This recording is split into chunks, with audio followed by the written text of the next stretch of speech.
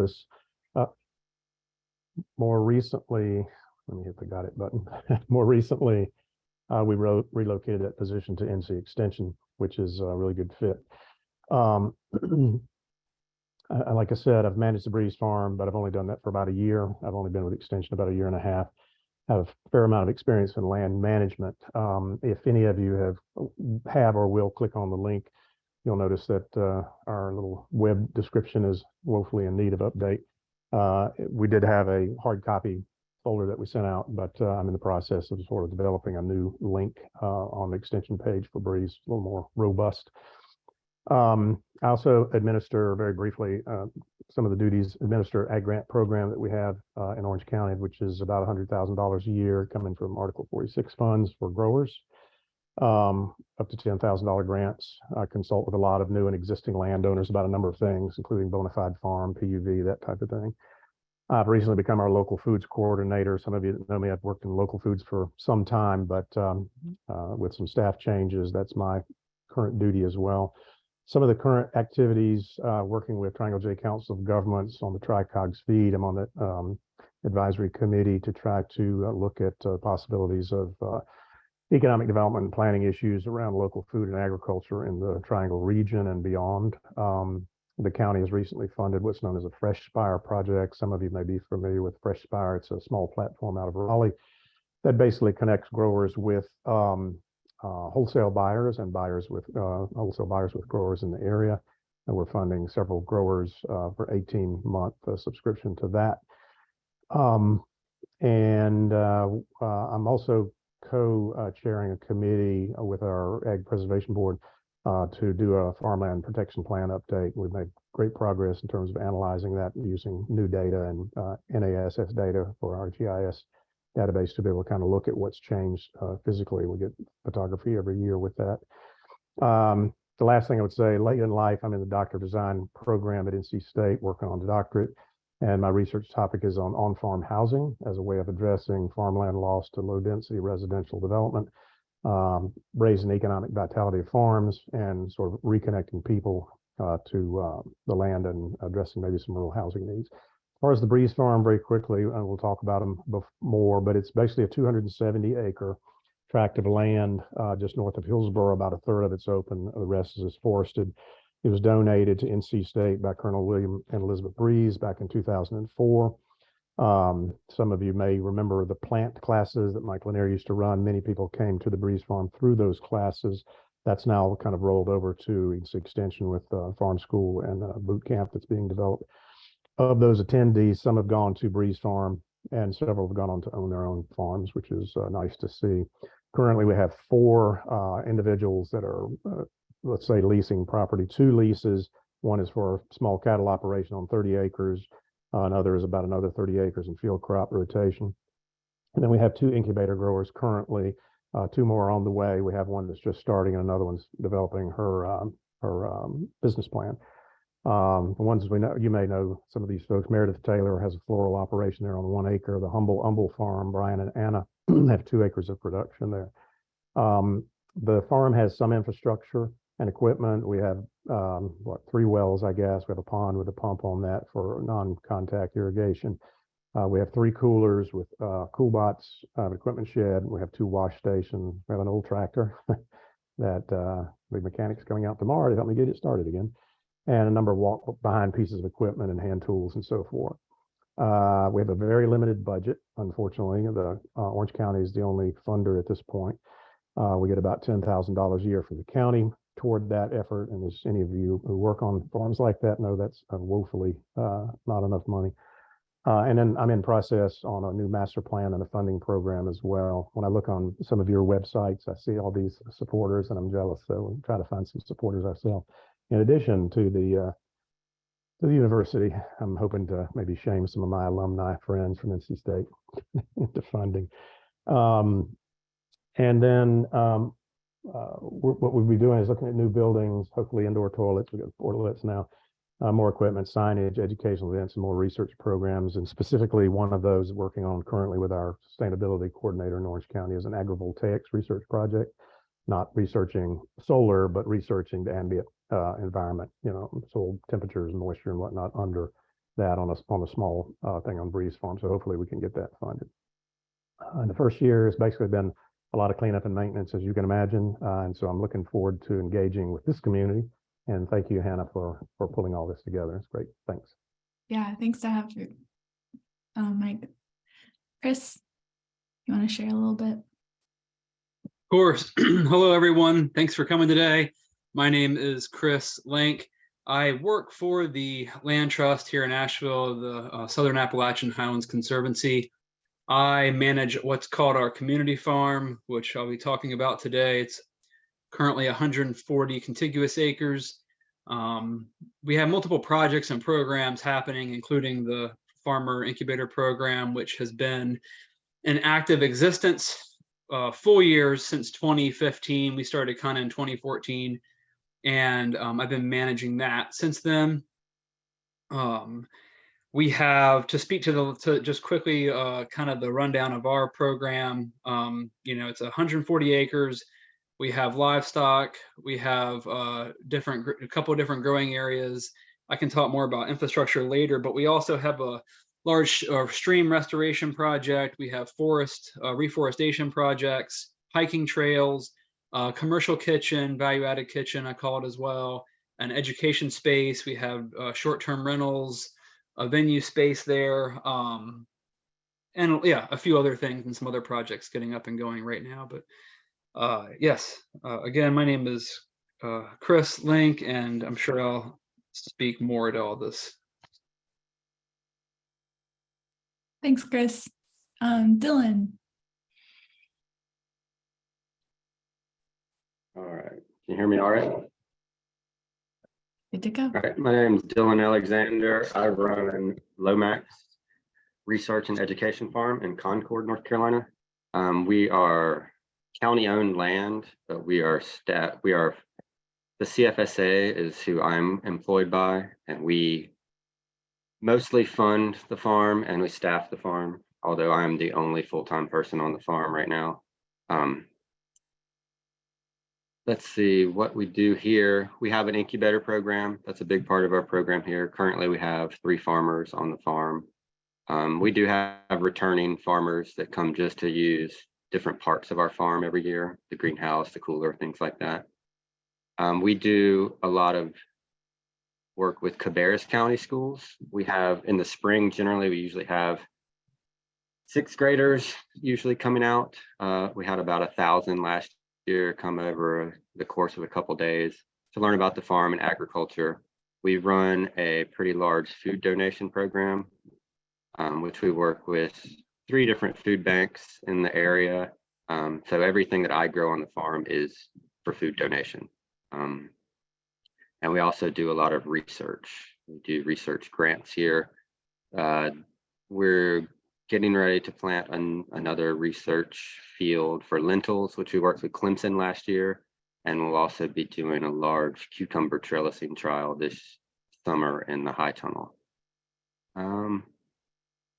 That's about all we do here. We can get into more details later. Perfect. Thank you. So with those details, our first question for all of y'all, and I just put it in the chat, is how did your farm incubator get started? So Dylan, we'll start with you and then kind of move catty corner of what we did last round. All right. So Lomax was started, the land that I'm on, or the farm is on, was willed to Cabarrus County by the family who used to run this land. They used to run a small cattle operation here. And it was willed to the county to stay into some kind of public use, some kind of natural space. And just through meetings, Cabarrus is a pretty big agricultural county. There's concern in the county about the age of farmers. So that's kind of how Lomax came into being, is a place to train a new generation of farmers.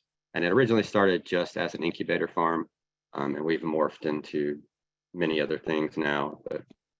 That was 14 years ago is when it was started.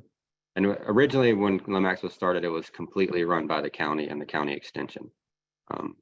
There was some funding issues about 7 or 8 years ago with the county, and that's when CFSA stepped in to take over some of the funding. and kind of save the farm.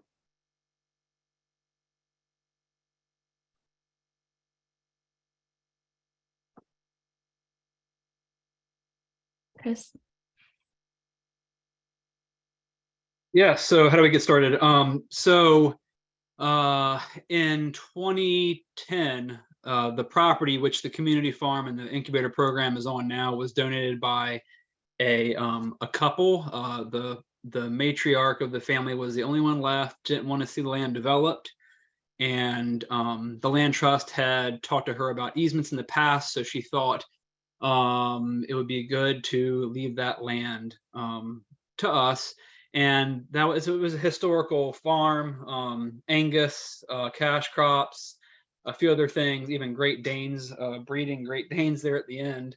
And so after the land was left to us, we had to decide what to do. It's not a typical property that the land trust would acquire.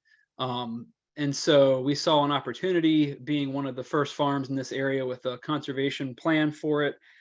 In the 50s, we decided to kind of take the family's wishes of seeing it continue in production, be a resource for the community, and also be an example of environmental practices.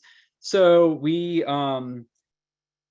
then began a few different projects on the site, and including the stream project I mentioned, 26-acre large water quality project, and some other forest projects. But we basically used different grant funding to get the project kind of up and going, and also donor funding. And now it's kind of partly funded through our BFRDP grant, also community foundation grants, and we also receive income from that, from stream credit sales to the state, and that also helps it, as well as the other short-term rental and other things. So we try to find ways to keep it financially viable, not just based on incubator program fees, because that would never work. And so, yeah, so we've been creative in that way, and that's how, I guess, that's not how it started, but that's how it keeps going. And what else was I going to say? Yeah, without the initial donation, it would have never happened. So that's kind of where it all began from. Yeah, that's it, I think. Thanks. So I'll jump in. So with Breeze Farm, this was donated, as I mentioned, by the Breeze family back in 2004 to the NC State Foundation. So it's part of their land portfolio. It's certainly not an experiment station. NC State does not put any money into it currently. And as I understand, there are many parcels that they hold like that. Extension, many of you probably remember Mike Lanier, but Extension started working with it, got county to fund a small amount for maintenance and small pieces of equipment and so forth. And I was not in Orange County at that time, so it's a little different being owned by the state. The funding has remained pretty much level throughout. We do get small fees from the growers, to reimburse us for propane, and rent is just $500 per acre per year, so that's not a ton. We get some lease fees from the folks that are running cattle and some of the field crops, but again, not much money. And there is a remainder trust that the family left, and I guess there was like a 20-year clock on that for whatever reason. But so we're coming up on being able to access essentially the interest on that, which is probably going to be $30,000 to $40,000 a year. But what I'm trying to do, there is an entity called the Friends of Breeze Farm. What I'm going to try to do is, once we've got it looking, which we're pretty close, like we'd like for it to look, and also get a nice presence on our website, then kind of get out and start promoting that and trying to get funding going there. But it's always been under the management of Extension, and again, very part-time, which is another issue. And like Dylan mentioned, I think we visited with you guys a year or two ago, Mark Bumgarner and I, and one of the messages there, and I agree, is like having a full-time manager is really essential for something like this, instead of spending 20% of your time managing a farm on $10,000 a year. So I'm hoping to change all of that, and I think it's awesome because it's a great gift. Colonel Breeze, they passed away now, so this was a donation before they died, but he was a World War II bomber pilot. Got to see him before he passed away. An interesting guy. Pictures of him when he was 22 years old, flying a B25 or whatever it was, and just a amazing person. But they had run, is traditionally part of their family land. They had run cattle and you know, the usual tobacco, corn, soybean type of thing on that before. That's really cool. So that kind of leads into my next question for you all, which is, what are some of the lessons that you've learned through, I saw your eyes, Chris, through your experience of being involved with an incubator farm? So Mike, if you want to start us off. Sure. As I mentioned, the first thing probably is having a full-time manager, I think would be essential, or at least half-time. Adequate funding obviously is another thing. But one of the things I've learned since managing is the relationship with the neighbors. I don't know about everybody else's experience with this, being 270 acres in a traditional farm in the past. The previous manager was basically allowing hunting under sort of a depredation permit, that sort of thing. So when you got hunting on 270 acres, people hear gunshots going off, somebody crossed the boundary, they're on my side. So it's essential to maintain good relations with the neighbors. So a lot of PR. And then the other thing is just having people be aware. We've got an old 4x8 sheet of plywood painted white that's, you know, got a nice logo that's sort of peeling away, but having an image that says this is an ongoing effort and there's money behind it and it's well maintained and so forth, and being a good neighbor, I think is one of those. And yeah, just, you know, being supportive and learning to work with the incubator farmers that are there, but having good rules. One of the last things I'll say is when they leave, we have this problem and we're changing that. Sometimes a farmer will leave, and it's not their fault really, but they would leave fabric down and, you know, ground pins and all kinds of things and just leave, and when they're stopped renting. So we're basically saying you have to agree to take that up or forfeit, let's say, like a $500 deposit, so that when we don't have anybody who's tried to pull up woven fabric, you know, with fescue growing through it, you have to do it basically with a tractor. And so making sure that the site is well taken care of by the farmers, and when they leave, it's left in a fashion that it can be used again, and it's an additive and not detractive to it.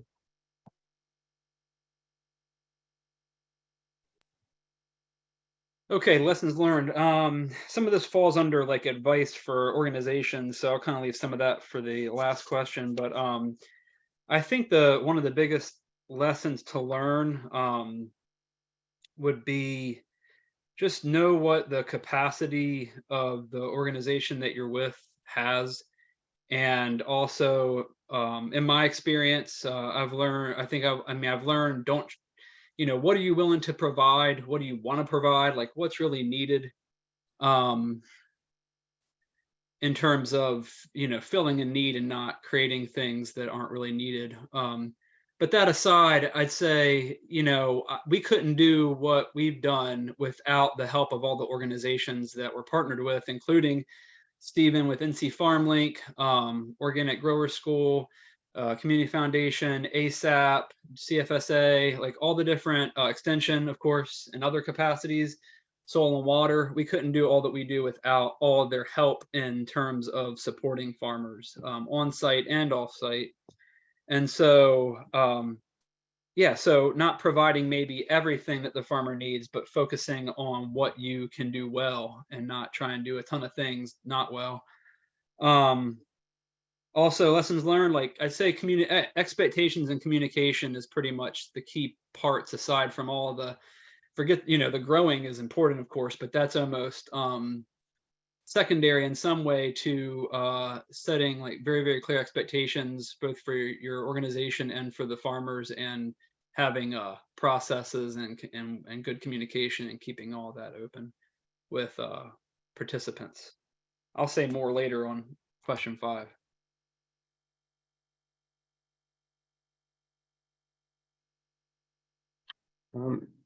I'd say one of the most important lessons I've learned running the farm is to have rules and to make sure people follow them, because you get a lot of different styles of growers who have their own ideas. And I'm a pretty laid back, easygoing guy, so it's easier just to put the rules in place at the beginning and let the farmers know what's expected of them, like cleaning up the fields, like Mike was talking about. You know, we've put a deposit in the past 2 years for any lease because we've had that problem as well. Yeah, I think, you know, just relating what you expect the farm to, what shape you expect the farm and equipment to be kept in is a big lesson. The biggest lesson for me. Awesome. Yeah, I think all of that makes sense. So then our next question is, what models for incubator farms do you recommend to people looking at them? And who should be involved in the farm planning process? And we'll start with you, Dylan. Yeah, as far as models, I don't really know much about different kinds of models, but the planning, I think you should go to the farmers in the area that you're going to be in and have them help. You know, you want people with lots of experience who've seen things operate different ways. Yeah, I'm not really sure what you mean by models. Like, I'm thinking of like organizational partners, of thinking about who starts the farm, who's involved with that. Yeah. Yeah. What does it look yeah, like? I mean, Function? what's that? What does it look like and how does it function? Like, how many farmers do you have? Yeah, so we have currently 3 farmers, and we function basically, we run off of donations, and we have a little bit of help from the county, but and grant money is also a big part of our funding. That is one of the reasons we have changed our name to Research and Education Farm, from just Incubator Farm, because I think Chris spoke to that earlier. You can't run a farm on the fees that you're charging farmers. So we need lots of outside help. Dylan, one question I have about the models, is it, do y'all provide some type of training aspect? I mean, are you like putting them through a training program in terms of your farmers in the incubator program? Or is it just kind of they lease the property and then they can do what they want to do? Yeah, so we were working with a community college before COVID. We had weekly classes out here that the farmers were required to be a part of. But those classes stopped with COVID. And so that requirement has just kind of fallen aside. If someone's brand new to farming, I'd require them to get at least 80 hours of volunteer service on a farm. I recommend going to as many farms as they can. Other than that, I'm the training. But like I said, I'm the only full-time person here. So it's basically the farmers chasing me down to ask questions when I have time. I mean, I help them as much as I can, but with the day-to-day operation of the farm, it just doesn't leave me a lot of time for that.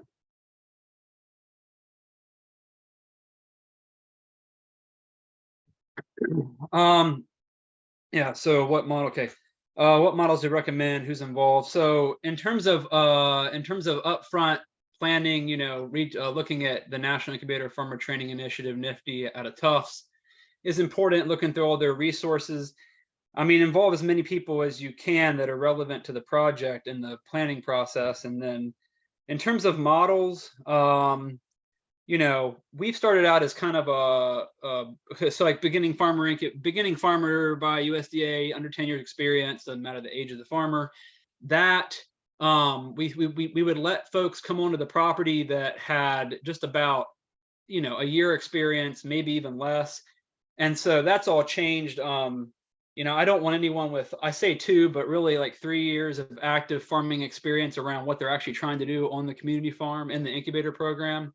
And then that's kind of the next question too. I can speak more to that. But in terms of models, you know, longer leasing models are good.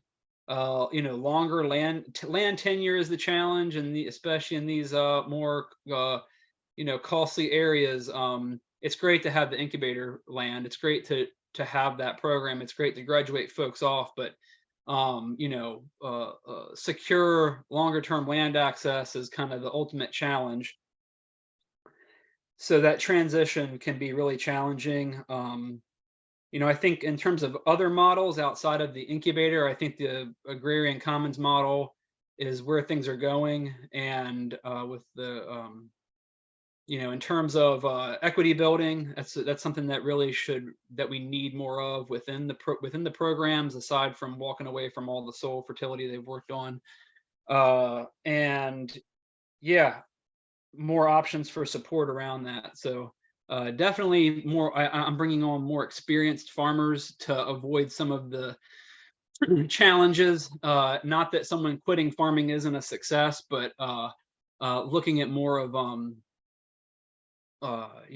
more experienced farmers, still under 10 years, but just a little more experience is who we've shifted the program to serve more. Also having a program, kind of like how Intervale tried to do it in Vermont, to have mentors or more experienced farmers on site that are then helping and supporting the less experienced farmers. So again, moving away and managing staff time and program time through different methods like that, and creating more of a community around the program would be a good goal too. Yeah, I would agree with everything you guys said. And I have a question at the end about leases and license agreements types of thing.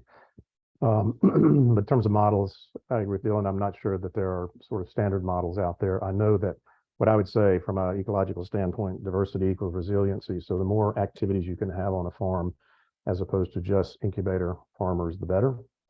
I know from other folks at Lomax and others that having the name research and education, which this one Breeze Farm did from the beginning, but research and education draws more funding than incubator farms these days.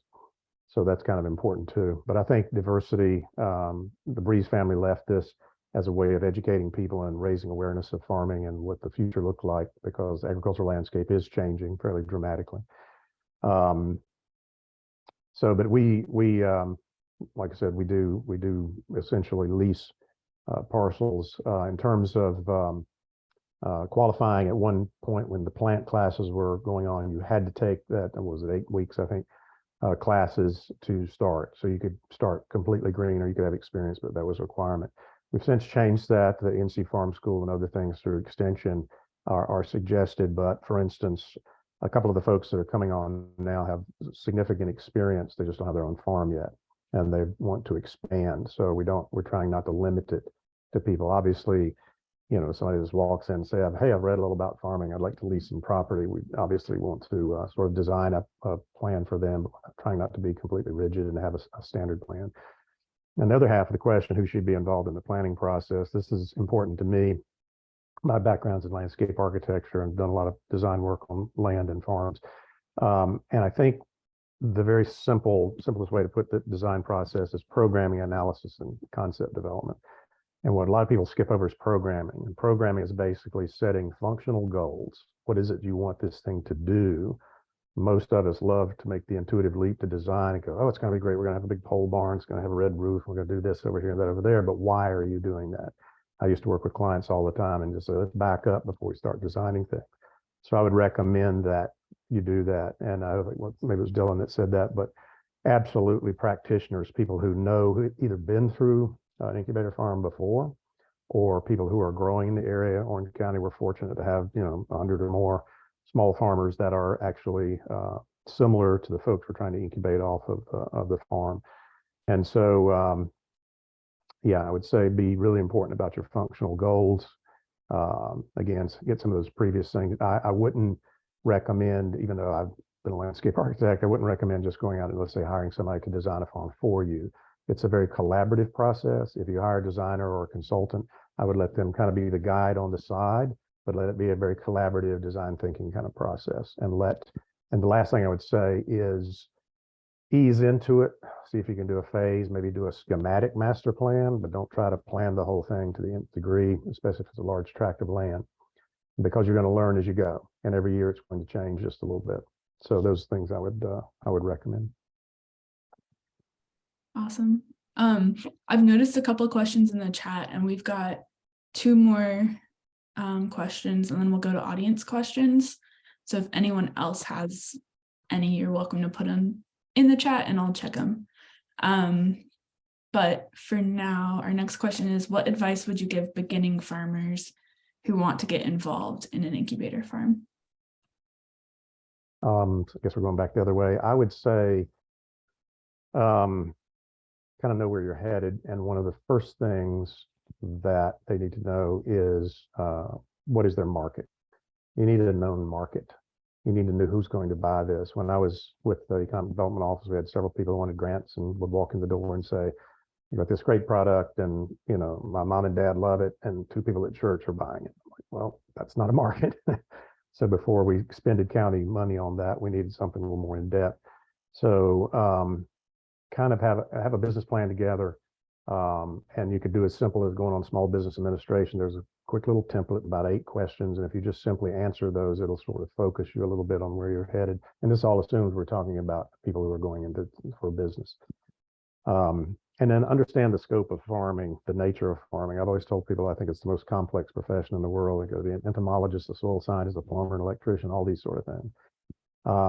And maybe just go work on a farm in July and August, because that seems to be a departure point for a lot of people in North Carolina. But kind of know what you're getting into and be realistic about your market and what it takes to be a farmer.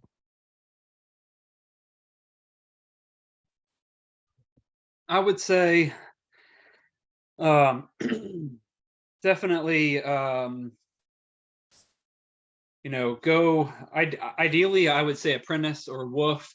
You know, if you can go, depending on obviously everyone's situation is very personal and different, but I would say definitely, you know, work in the thing that you're interested in, do it for a year, either on someone else's dime or with someone else's risk, and just see if the actual activity is something that you actually want to do when the rubber meets the road.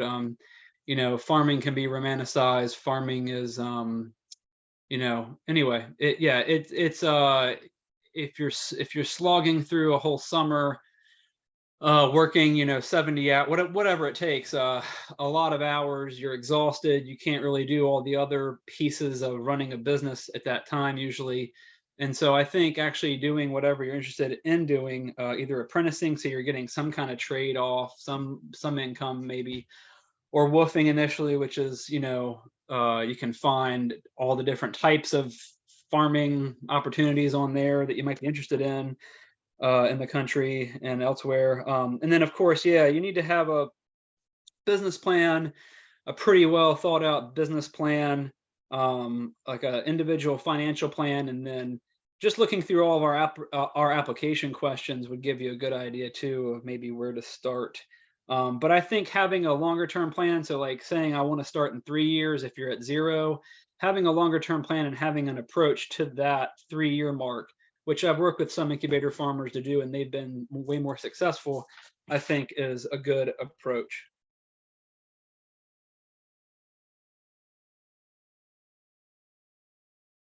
Yeah, I agree with all of that. And I would say one of the most important things that I tell people is to volunteer. Like I said before, volunteer, go to the market, find some farmers that you like what they're doing, ask them to come volunteer at their farm, and go to as many farms as you can. Yeah, definitely get out there and work. So, because we use a lot of volunteers here on the farm. So we have a lot of people who are very interested in farming, and they're generally here in the spring and the fall.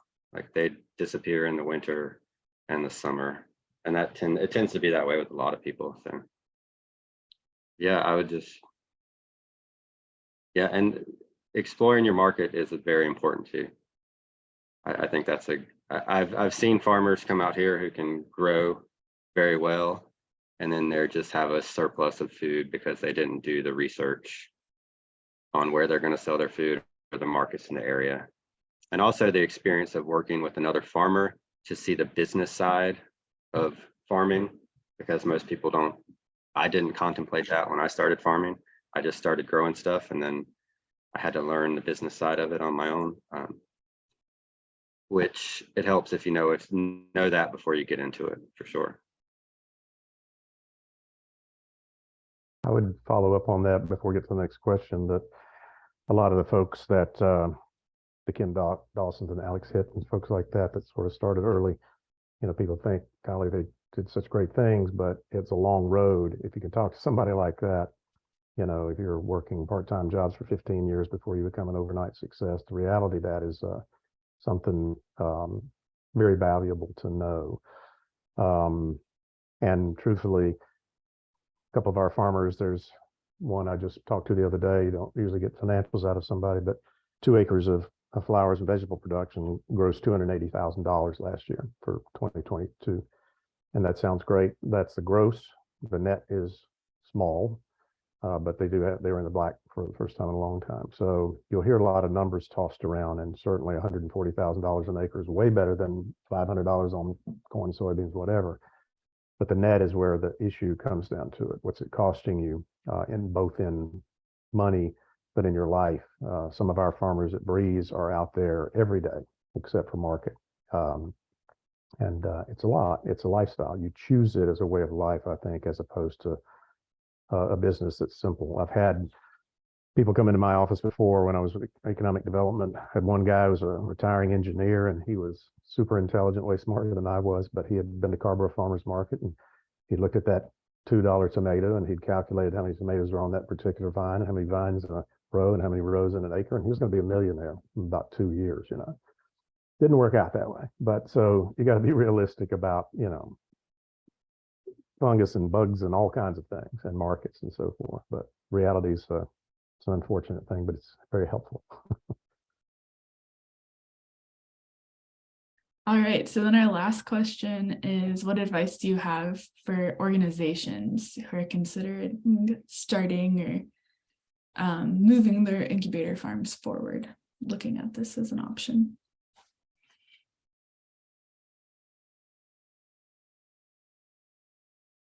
Which direction are we going? You'll start.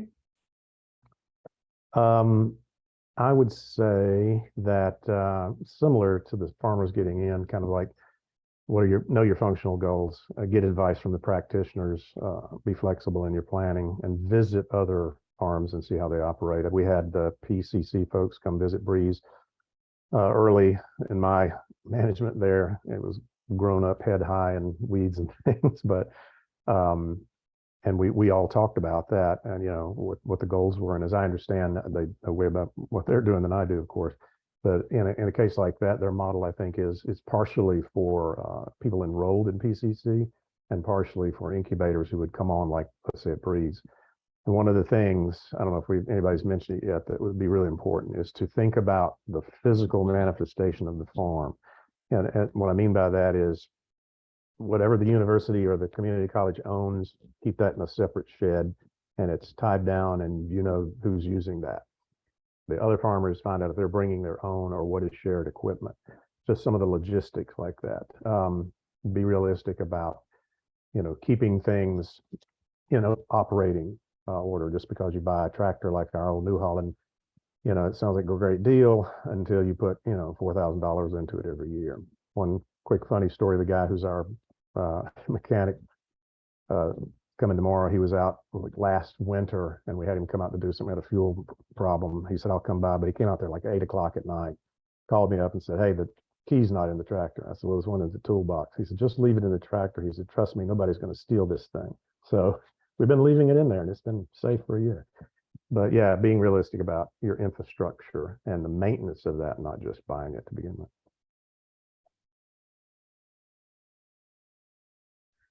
Okay, there are a lot. I guess there's a lot of advice. I mentioned earlier, if assessing your capacity as an organization as to what you actually can and can't offer, making sure you have all the documents that you need, like for instance, we have a program manual, and then we have a land license agreement, and then we have a fee schedule, and then a land use kind of schedule. And so we have documents that kind of clearly state processes, that clearly state expectations, requirements, and then we also have a process for keeping it affordable too, in terms of you pay for what you're using. Anyway, those are details, but in addition to that, I would say that, you know, assess what your area needs, not just for markets, but you know, if you can find out what other organizations are doing, and maybe get a feel for what's needed with what the community needs or what farmers are in need of. Maybe you don't actually run a program, maybe you just provide the land for that program, kind of like TLC at over in the Triangle, with the transplanting traditions. Like maybe, or maybe you are running the program, maybe you were just running the program on someone else's land, and or maybe you're just providing land access and that's it. Or so understanding, you know, we use the term incubator model, this incubator program, but that's kind of like in some, like, who knows what that means exactly. So basically being clear about what it is that you're providing, and not overextending or over promising what you can actually do or provide based on budget, based on experience, on staff experience. And then also look at case studies like you're doing today. Case studies are great for having an understanding of you know, how other programs, other projects work, and that goes a long way. Can do a lot. No demand, no demand, and have a vetting process for applicants. So we have about an 11-step vetting process. You know, from application to moving on the land. In order to try to help for both sides, the farmers and the land trust, in our case, the organization. Yeah. Take time to ramp up, kind of like what Mike was saying earlier, you know, in terms of phasing, if you can phase maybe the program, but then also your infrastructure and everything, like you're going to need a lot of infrastructure. It's going to cost a lot of money. You're going to want to write grants, NRCS or otherwise, to try and fund some of those projects if you don't have anything in the ground right now. And so that takes time. So, you know, having a bit of a plan and phasing it, I think, is a good idea. Because I think, you know, for instance, our program, when I wasn't running it just before I came, I think, you know, it was like maybe we started a little bit too early, even with all the work that we had done programmatically, physically. It was started a little early and the infrastructure wasn't quite there. And that created tons of stress, and also broke down relationships early on with some of the farmers. So, and I worked to try and rectify that. But yeah, just having everything in place, and not getting started too early, you know, not jumping in too early without everything you think you need.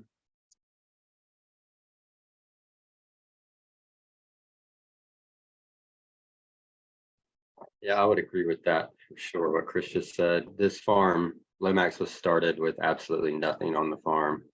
So the infrastructure has just slowly been built as the years go by. We're getting there though. But the biggest thing I think would be to consider your funding. We work, I guess I'm in a little bit of a unique position with the CFSA. We have an opportunity to partner with a lot of different people. But we partner with the community, we partner with the county. That has been our biggest hurdle, is funding here. Like I mentioned earlier, the county started this farm with the extension, and then about 7 or 8 years into it, some county commissioners wanted to cut a bunch of funding, which they did, which completely cut the farm. I mean, it shut it down in the middle of the season. They locked the gate and turned off the power. So that's when the CFSA stepped in. So that is funding is very, because it's not cheap to run a farm. But then you have to have that balance too of making it affordable for the farmers, for the incubator farmers. That's it. I think funding is the key, really. Anna, could I jump in with a question? Yeah, Uh, absolutely. for Chris and Dylan, specifically, I guess 3 parts. Chris, I don't know if you are able or willing to share guidelines and stuff that you have, but it's nice to be able to share these sort of things. If you can do that, that would be great. We can talk about that offline, or at least learn from those. But specifically, the idea we've tossed around the term leases and licenses and whatnot. That's an issue because a lease, depending on how it's written, of course, could technically mean you have that acre, you pretty much do whatever you want with it within limits of the scope of the farm.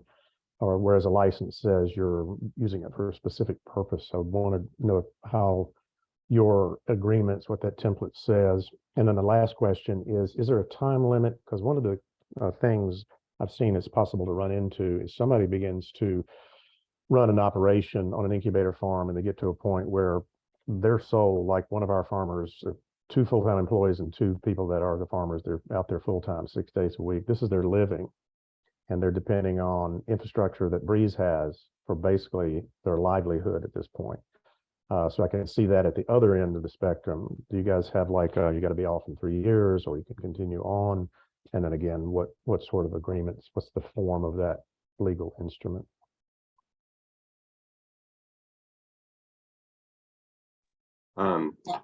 So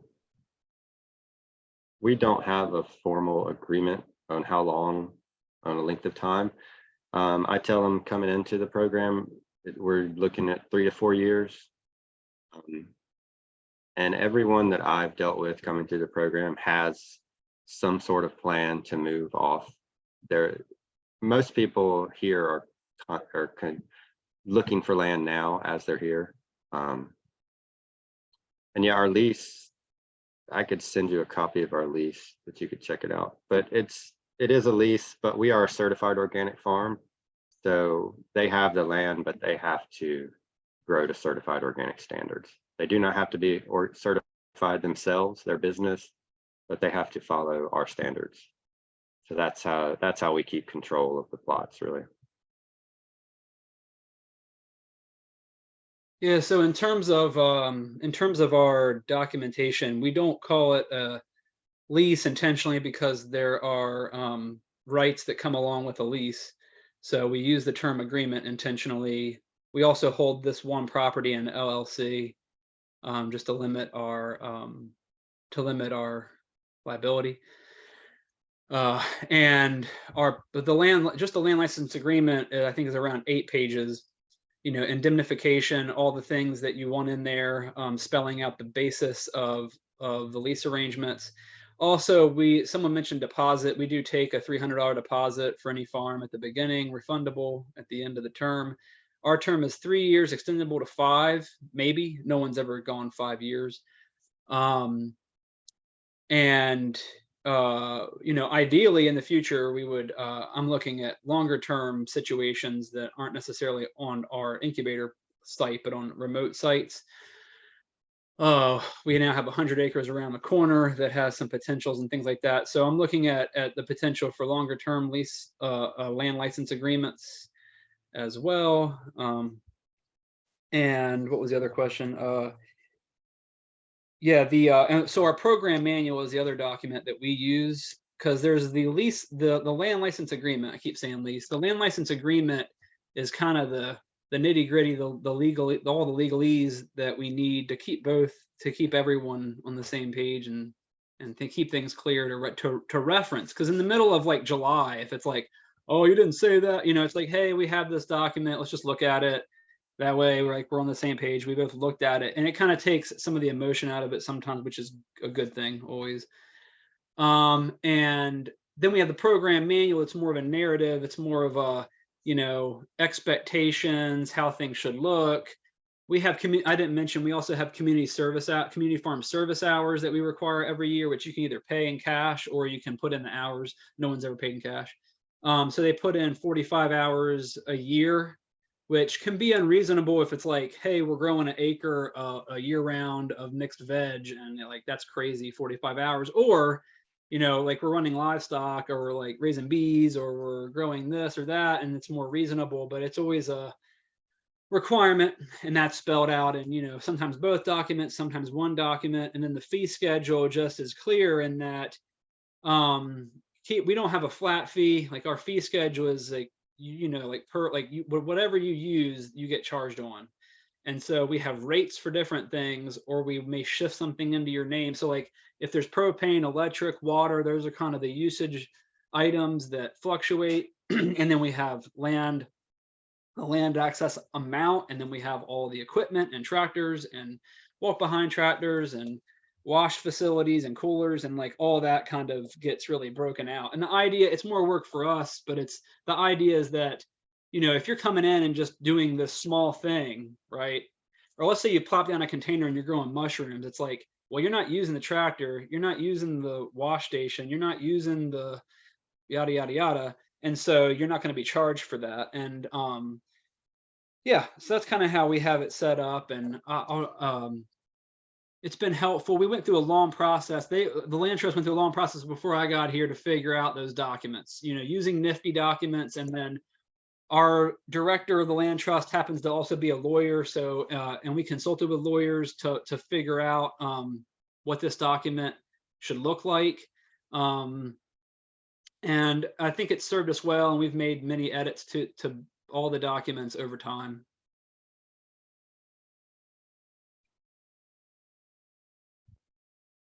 So we got a question from Christine that was for you, Mike, but Dylan and Chris, if you want to talk about it too. Her question was, do you know of any resources for funding an incubator farm? So y'all have hit on that a little bit, but if you want to speak to that more. For funding with our issue, you know, was the land was no problem. NC State owned it, but in terms of other funding, that's what I'm researching currently. Having sort of like this Friends of Breeze Farm organization, that's sort of, in a way, it's sort of like GoFundMe, self-funding type of thing. Somebody wants to donate. I'm sure Chris and Dylan can also speak to some sort of any federal funding that are out there. But yeah, it's important to know that you're not going to fund it off of fees from the growers or anything else. One of the options that we've looked at is the possibility of collaborating. I think Lomax does a little bit of this for like trials, you know, whatever, lentils and whatever you guys got, hops and things like that. That would be great because we've got enough land to do that. There are organizations like, Sustainable Ag and Food System Funders Network, which are all these foundations all over the country and the world, really, that are trying to promote small ag and food systems. But I'm not, I'm in the middle of that too. I've got the same question. So sorry, I don't have a ton of answers for you. But as I find out, I'll be happy to share them.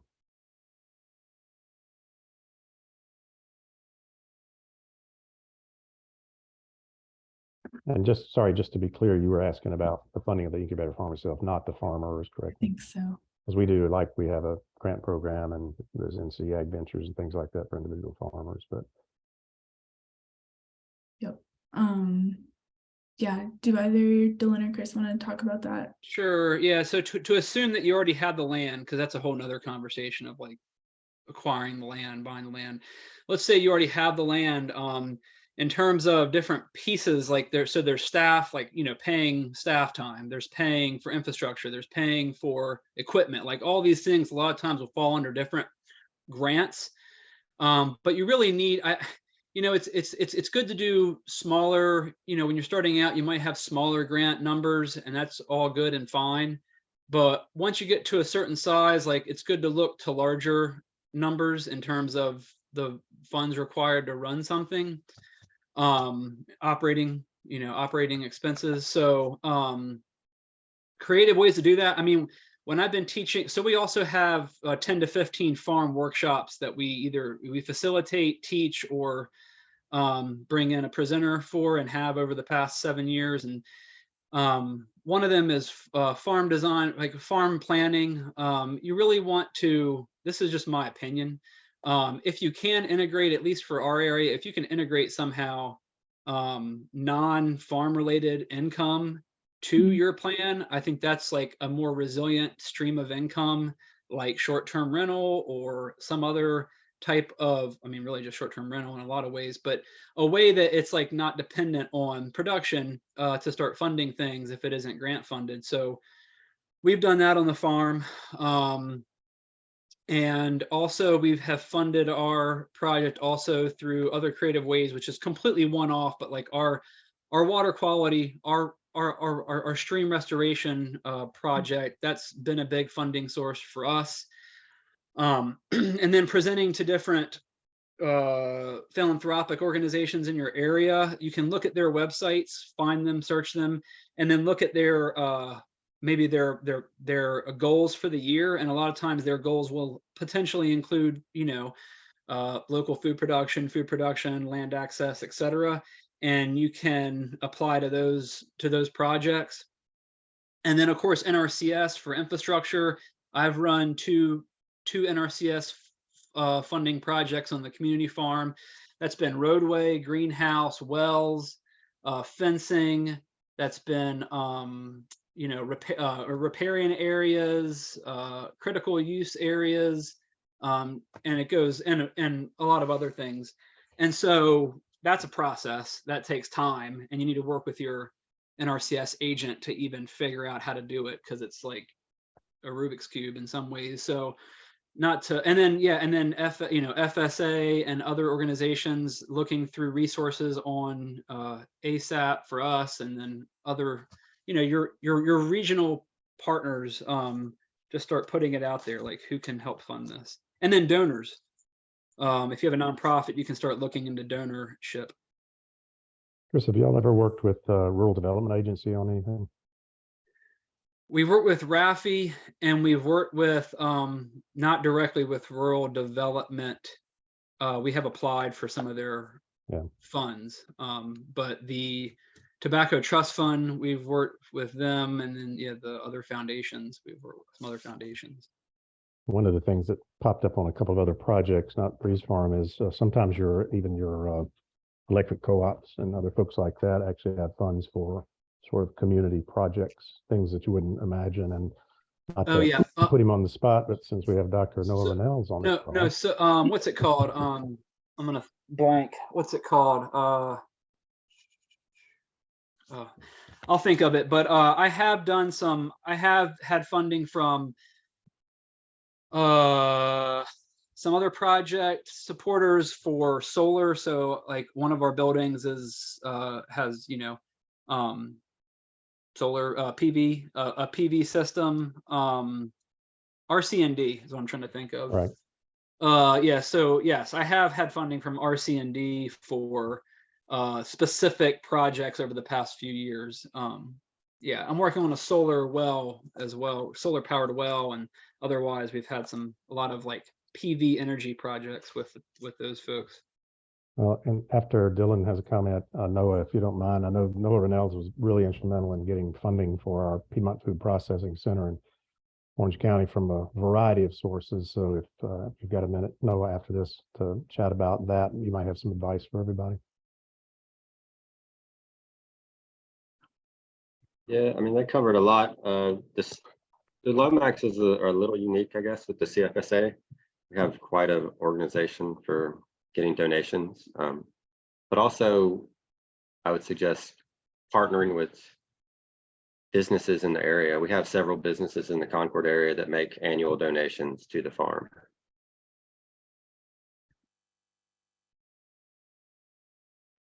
I just saw a question pop up.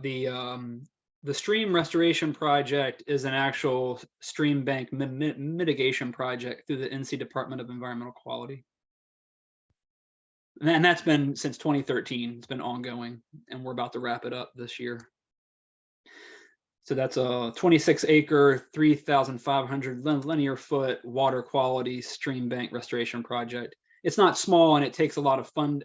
You can do different size projects, but you know, if your site qualifies, there needs to be the money up front to actually perform the whole project and ongoing monitoring, site visits. It's a big project, but I mean, the return can be if you're your own mitigation bank, and I won't get into details, but the return can be like 4 or 5-fold or more. And it's still happening. It's that project. Chris, on the funding question, we had somebody ask, you had mentioned like short-term rentals as another income source, and they wanted some clarification on what you meant by that. Sure. So we happen to have a farmhouse on site. So we did a pretty large renovation on that, and that's on Airbnb, VRBO. And so we do short-term rentals out of that space because it's not really, it would be decent for farmer housing, but the reality is that it's not really all that functional for farmer housing in terms of the money that could be raised through short-term rentals. And then we had an old building on site. It was the dog breeding area. It was the dog kennel. And when I got here, I had that, we renovated that whole thing to be the commercial kitchen. The office that we have now used to be a kitchen. So I had all this free equipment, put the equipment in there. And then the other side is a kind of a venue. It's an education space. We turned it into a venue space. So there's the ability for weddings, get-togethers, of course, value-added kitchen for farmers can be used, but just creating like a diversity of uses and then running those spaces out in some capacity. Short-term just means it's not a long-term lease. Short-term means it's, nightly or a week or a month or whatever it is. Depending on the site, depending on the area, this is all regionally specific, site specific, et cetera. But that's what I meant by that. Okay. And then we're going to also expand that into like camping. There are there are a lot of these other opportunities for folks to just come out and camp or do more rustic site visits. I mean, stays. And then we had a question also about upfront costs for participants and farmers other than deposits, if there are any. I know for ours, it's simply the rent. And I'd like to know more from Chris about theirs, and we don't have to talk about the details now, but we've talked about, variable funds for time on use of various equipment and so forth. But there isn't any other than the first year's rent and the deposit for Breeze Farm.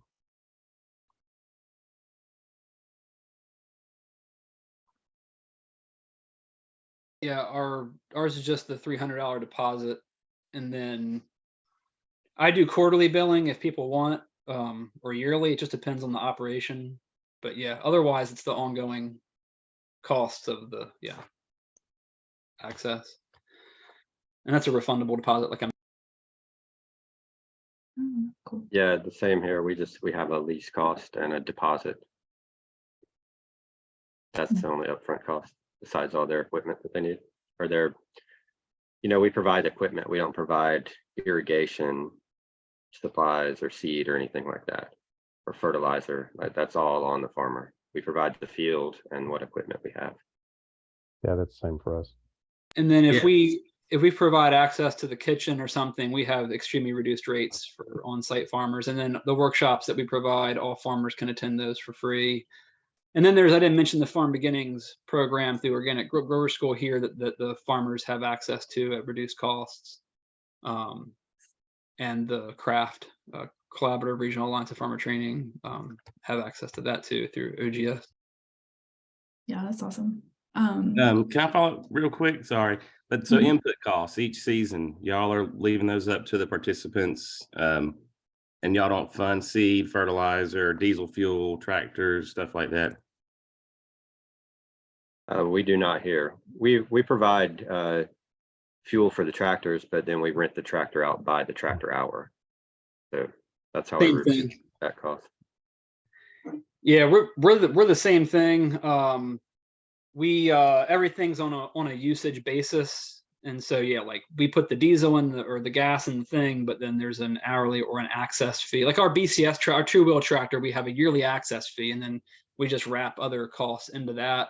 But then the big tractor, four-wheel tractor, a big one, we rent it out on the hourly for them to use, or a higher hourly if they need me to use it to run it. And then other fee structures in there. Yeah, we're the same. Pretty much, it's first come, first serve, and the farmers, since we only have two currently, work out. We do have some walk behinds, a Grillo and ECS and so forth. The old tractor that I mentioned, the fuel gauge doesn't work, so I typically just keep it topped off with off-road diesel, and we hope for the best. And then somebody asked about the year's rent is how much. I know for us, I think somebody else said 300. Ours is 500 per acre per year, with a $500 deposit. So your walk-in fee would be, $1,000 on an acre, and we'll do half acre and that sort of thing. But that's where we start with. And somebody else had a question about, what if I have my own funding? From our perspective, it doesn't matter, what your income is or that sort of thing. If you kind of meet the intent of an incubator farmer that you are learning, you might be a neurosurgeon, but you want to learn farming, that's fine. We don't qualify people based on income or anything like that. And then Yeah, that was the Robin question.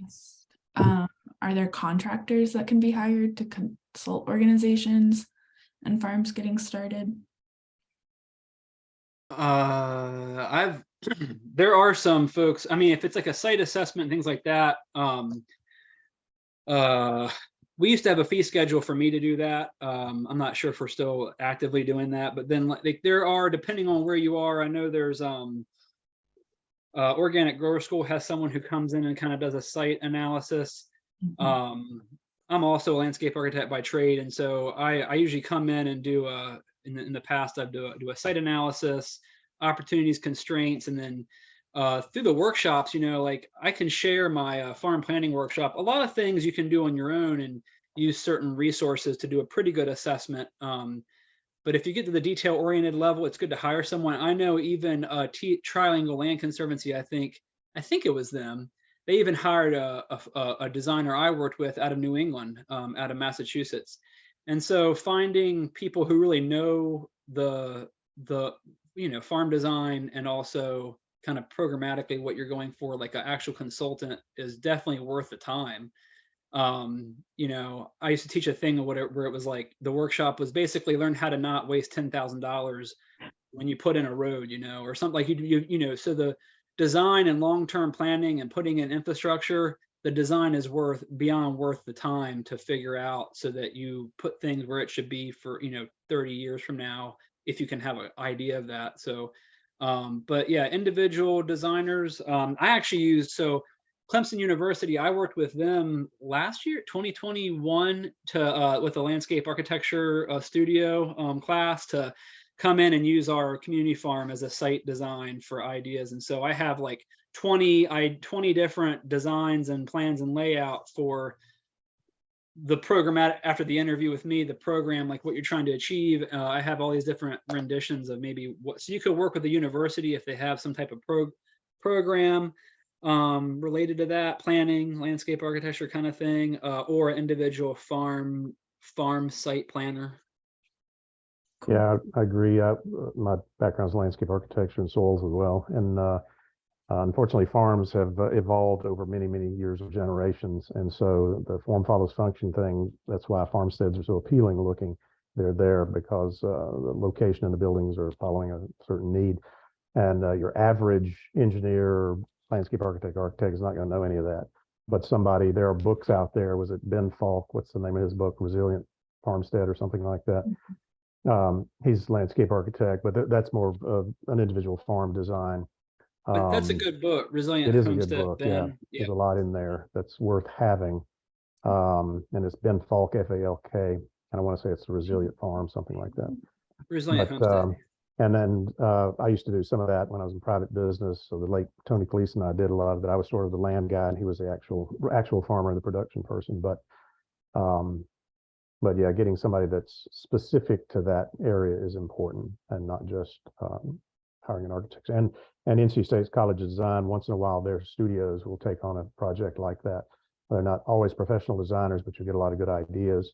And last, I know that was it BuildSense, Randy Lanou over in Durham runs an architecture studio every summer, and it's for $40,000 you get like the agroecology farm at NC State. The architecture students designed and built over 8 weeks their entire facility there, which is basically just a huge pole barn type of thing with 3 built-in coolers and everything that went with it, concrete floor and all that. So that's a possibility. I'm trying to get on in that line too, so give me a year before you jump in. But no, all kidding aside, folks like that at A&T or other places probably have some sort of studio that might be able to provide some design services. Awesome.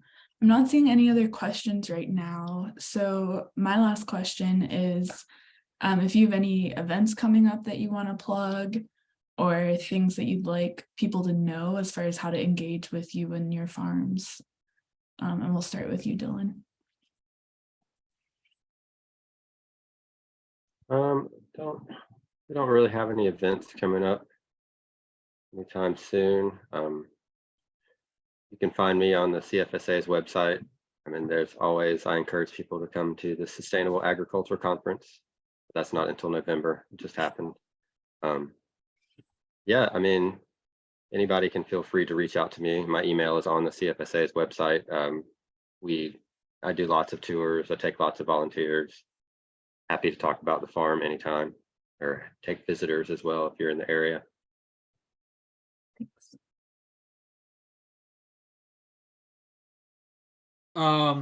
Yeah, for me, I'm planning right now like a farm tour field day with Q&A for folks that are, it'll be for anyone interested. It'll be one of our workshops basically, and it'll be for folks that are interested in starting an incubator program. It's going to be in February, and I'll be sharing it through our website, which is appalachian.org. And because I've had a few different organizations reach out wanting some more details, I'm going to plan this kind of like a field day to go a little deeper and have a large Q&A. And then also we have, we have all types of different workshops coming up.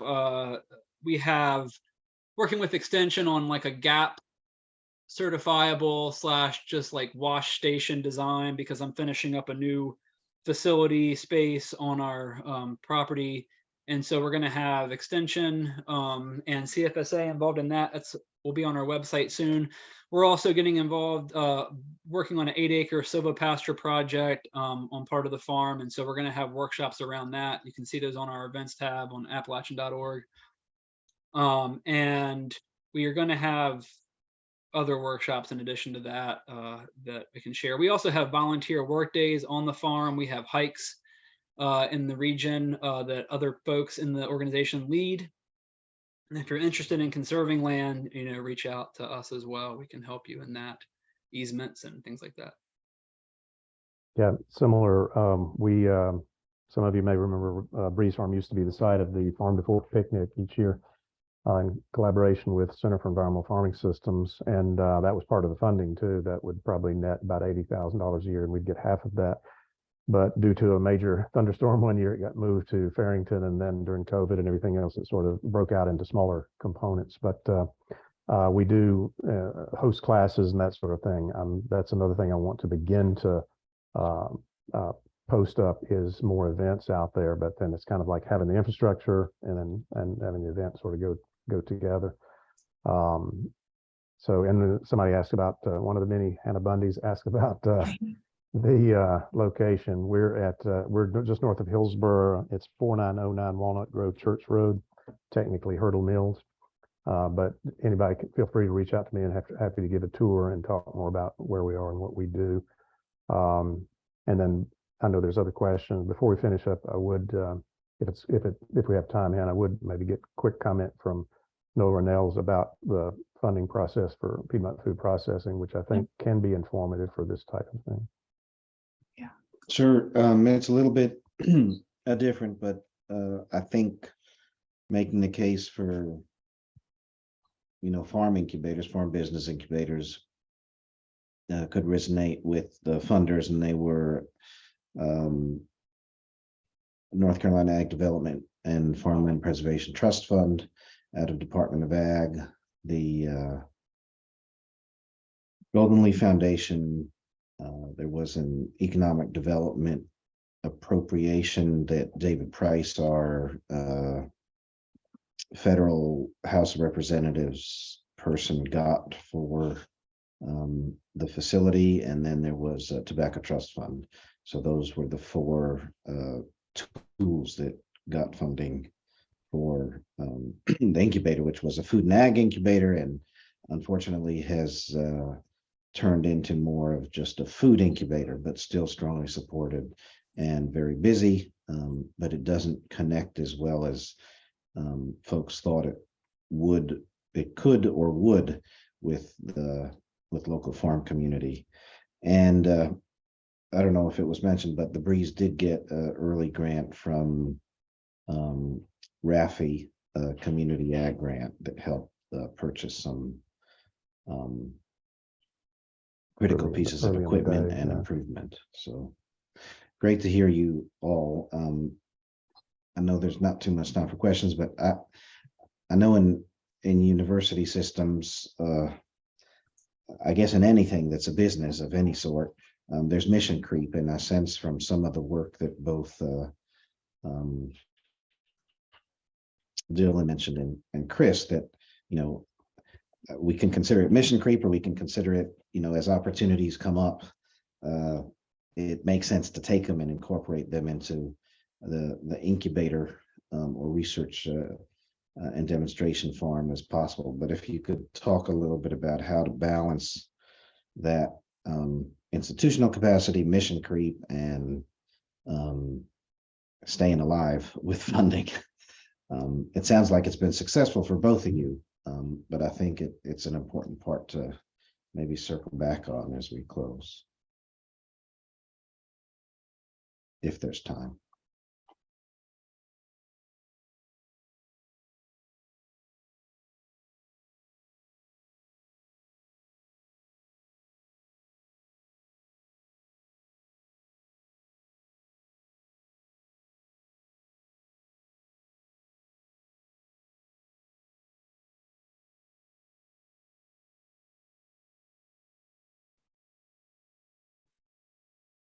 And while answers are being contemplated, I've shared the eval.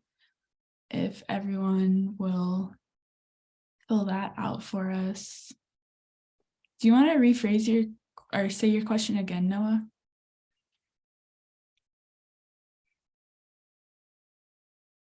Sure. It sounds like both the CFSA and Chris's group have multiple products that are going on, multiple activities that are going on the farms. And, you know, mission creep on one hand can be an enemy of a focused effort, but at the same time, it can provide new opportunities that complement current activities. So it sounds like everyone spoke positively about the opportunities they've taken at those two other facilities. And just wondered if you had a comment on balancing. I heard comments on institutional capacity, make sure you know what the institution can do, and then being open still to opportunities that provide growth and perhaps evolution into other aspects of farming and community ag and food systems than purely just an incubator. I don't know if that was any better, Hannah.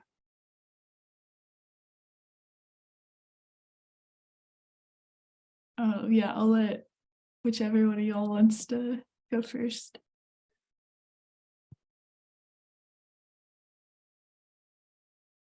I would just say regarding mission creep, no, you know, Breeze Farm well, we'd like to have mission creep.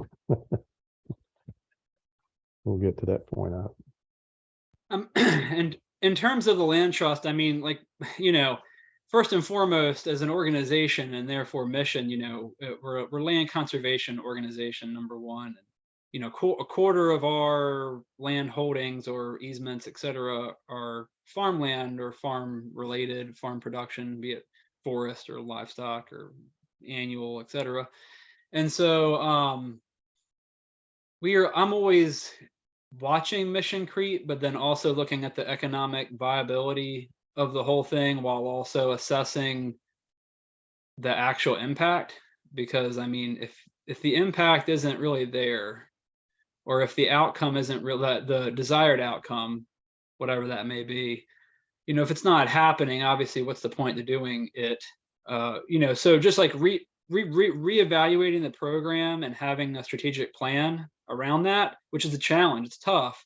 I'm still kind of working on ours. Like we've been in kind of strategic planning efforts for the last year or two. It's always assessing that. And I know like with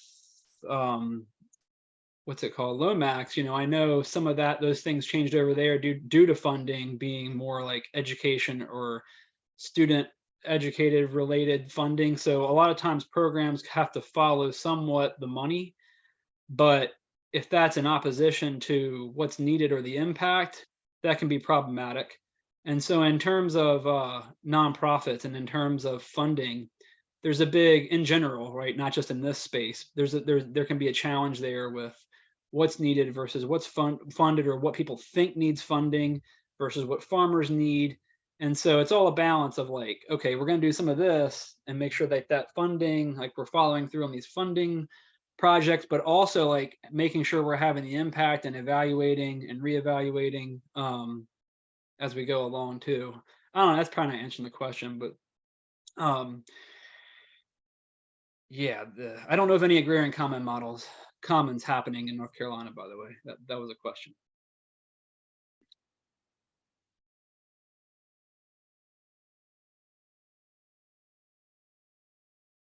One quick comment on that. It's a private outfit, but one of the farms that popped up purchased sort of a development that didn't go through of 5-10 acre parcels that a road into it. And as I understand it, 4 small farm growers purchased 4 of those and the 5th lot collectively. So it could be considered sort of a co-op farm model that is similar to co-housing, where you have common property that's a little more robust. So we're starting to see really in Orange County very innovative ways of acquiring property. This doesn't necessarily mean for the sort of the formal incubator model, but we have a number, just like recently, a couple's moving back here from Great Britain. Their daughter went to UNC. They liked it. They bought a farm in Orange County, and they want to not be the farmers themselves, but they want to develop it in a way such that other growers can come in and learn and try their hand. Basically, it's essentially a private incubator farm. So you're starting to see more things like that are innovative ownership models, that are innovative ways of sharing your property. I know TLC has got, what's it called, the Good Ground Initiative, where they're trying to get basically buy, conserve and sell type of thing. So I think, like I said, the agricultural landscape's changing, and incubator models, I think, will diversify and change with that as well, I hope. Yeah, and we have the Buy Protect Farm or Buy Protect Sell project, program with the land trust as well, and we have staff that's all they do full time is farm land protection, which is a huge help. And then in terms of groups like I think Mike, I know who you're mentioning with the multiple people buying. It's like those folks looked at they were on leased land before, a landowner kind of had to move off, looked at, working with a landowner that has an easement to purchase at reduced value.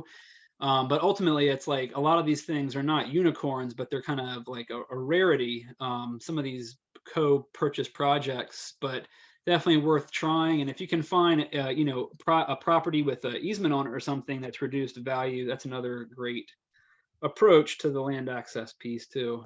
One last thing, and I've got to jump on another call at 2. One thing just changed in Orange County. This may be of interest to you folks. Bona fide farm designations basically simply get you around zoning. But one of the things that's just happened is our planning and legal staff has determined that housing with an agricultural nexus, that's anything from agritourism to a farm manager to your kids moving back home, is if it has an ag nexus to the farm, that it's allowable without subdividing, without going through subdivision review and that sort of thing. So in the past, if you had a 100-acre farm, it's just like a 1-acre lot. You could have a primary residence and an accessory dwelling unit. That's changed fairly radically, and we're going to see some models popping up that already are popping up. The one folks from Great Britain are testing that, where they may have 4 homes on one farm without it subdivided at all.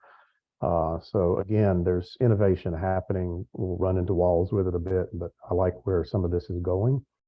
A lot of older farms were that way. The kids just moved down across the creek and built another house in days past. So again, it's a new landscape, and hopefully some of these things will work and to maintain the viability of a farm and also keep it out of sprawling development. Another resource for you guys if you're interested along that line, farmland protection, is American Farmland Trust, and their study basically shows that we lost about, what was it, 16 million acres. And I think 11 of that was, or no, it was 11 million acres in 16 years, and about 7 of that was to low density residential. That's what we're really fighting here in the Triangle, is large lot subdivisions that are fragmenting, or individual lot sales that are fragmenting farmland.